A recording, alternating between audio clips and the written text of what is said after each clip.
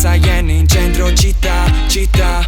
Noto lo sguardo d'una tipa che mi guarda, guarda. Chissà se guarda perché piaccio, faccio schifo, schifo. Mi manda un bacio e dai miei amici parte il tifo. Vedrei che questa già t'era da, ma non mi fido del tipo con lei a dir la verità. Sì, ma se non ci provi non si sa. Prendo coraggio, mi alzo e vado verso quella là. E intanto si alza il tipo, guarda male verso me. Vede che andavo nel suo tavolo e non so che cosa fare. Pensa a cosa dire mentre lei sorride. Dico ciao, ascolta, non è che avresti da accendere. Grazie a una grande cazzata mi sono salvato la faccia.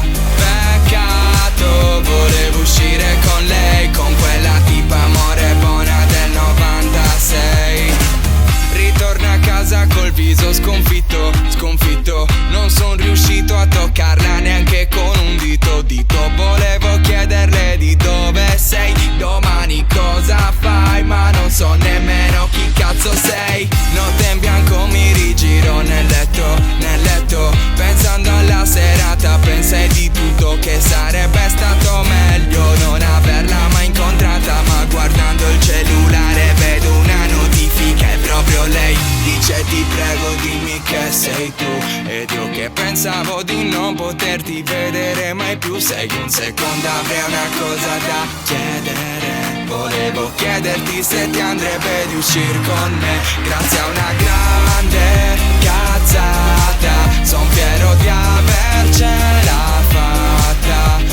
Esatto, mo devo uscire con lei, con quella tipa amore buona del 96. Grazie a una grande cazzata son fiero di avercela fatta.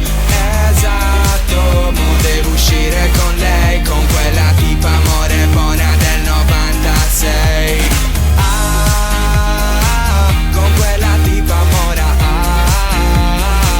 del 96. Con quella tipa buona del 96. E non importa se con lei non durerà, ma pensando a quel che ho fatto almeno sarò fiero di raccontare che grazie a una grande cazzata infine ce l'avevo fatta.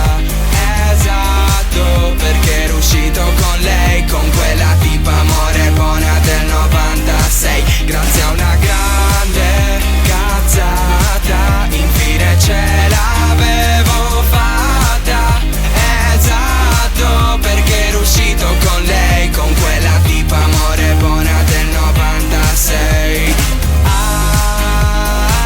Con quella tipa amora del 96. Con quella tipa buona del 96.